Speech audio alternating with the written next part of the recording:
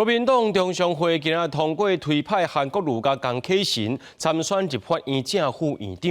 也那目前民众党八席变作是关键少数，正是传出讲内部有声音要分裂投票，院长支持民进党的尤锡坤，副院长要投国民党的江启臣。但是这个会议呢，是民众党来全部否认，也强调唔通乱团，要等26党团会议了后再决定。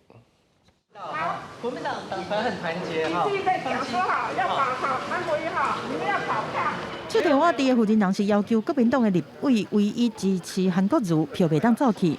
立法院就是要做龙头的选举，国民党中常会议是通过韩国瑜配江启臣参选后一届立法院的正副院长。党主席朱立伦讲，选举一定会团进团出，嘛向民众党发话。同时，我相信也很清楚的回应了包含民众党的朋友。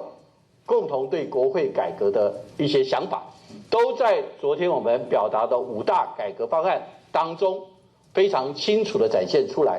韩国瑜嘛伫面册回应民众党的诉求，发出共同合作来修法，再做完善国会，并拿白合作。本地嘛传出柯文哲要表态挺韩国瑜，但是民众党是不会清这个讲法。佮有报道讲，民众党的内部有人希望讲院长投民进党的尤锡坤，副院长投国民党的江启臣，要分裂投票。